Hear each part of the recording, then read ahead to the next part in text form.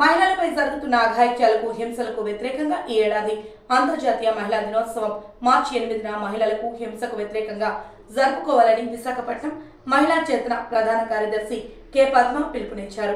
Visakha GVMC Gandhi విగ్రహం వద్ద మహిళలపై హింసకు వ్యతిరేకంగా మహిళా చేతన ప్రదర్శన కార్యక్రమం జరిగింది. ఈ సందర్భంగా వారు మాట్లాడుతూ దేశంలో ఏ ఆలోచన మహిళలపై అత్యాచారాలు, అవమానాలు, లైంగిక దాడులు జరుగుతున్నాయని, మహిళలపై సామాజిక అసమానతలు, దౌర్జన్యం పెరుగుతున్నాయని అన్నారు. అధికారంలో ఉన్న ప్రభుత్వాలు స్త్రీ పురుష సమానత్వాన్ని సాధించే దిశగా చర్యలు తీసుకోవాలని, దళిత మైనార్టీ స్త్రీలు రాజ్యాంగబద్ధ హక్కులను కాపాడాలన్నారు. సమాన పనికి సమాన వేతనం చెల్లించాలన్నారు. కార్యక్రమంలో హెచ్ఆర్ఎఫ్కే అనురాధ, ప్రగతిశీల కార్మిక సమాఖ్య ప్రతినిధి అన్నపూర్ణ, సంషద్ బేగం తదితరులు పాల్గొన్నారు. స్త్రీలపై హింసకు వ్యతిరేకంగా ఈ మార్చి 8 అంతర్జాతీయ శ్రామిక మహిళా దినాన్ని జరపాలని చెప్పి మహిళా చేతన పిలుపునిస్తుంది. ఎందుకంటే ఇటీవల కాలంలో దేశంలో చాలా విపరీతంగా అత్యాచారాలు పెరిగాయి. పరువు హత్యలు.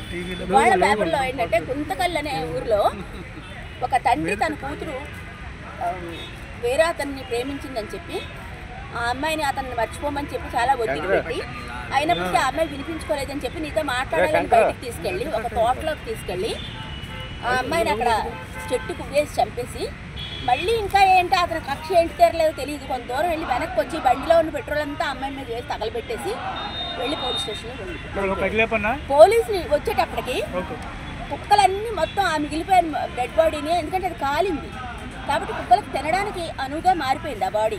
దాన్ని కుక్కలు మొత్తం చింపేసి పీక్కు తినేసి ఈ సంఘటన ఇవాళ పేపర్లో రిపోర్ట్ అయ్యింది. ఇది పరువు హత్య.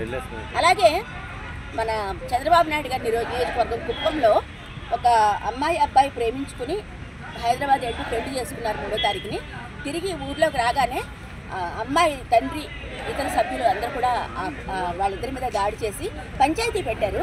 ఆ పంచాయతీలో పెద్దల మీద కూడా దాడి చేసి ఆ అమ్మాయిని కత్తితో పొడిచేశాడు. తండ్రి ప్రియుడిని పొడిచాడు, గ్రామ పెద్దలను కూడా పొడిచాడు. ఇది పరువు హత్య. అంటే వాళ్ళు ఇంకా బతుకున్నారు.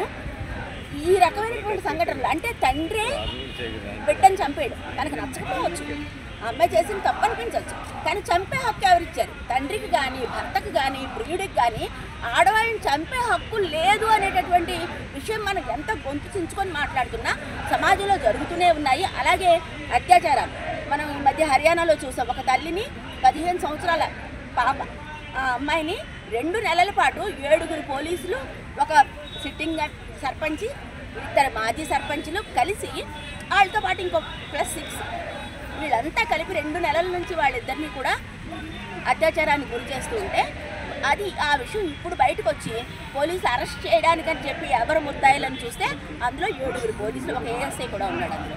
అంటే ఈ రకమైనటువంటి సంస్కృతి భారతదేశంలో ఉంది. ప్రపంచవ్యాప్తంగా ఎక్కడా కూడా నిజంగా మహిళలకు ఉన్నటువంటి హక్కులు అమలు కావటం లేదు.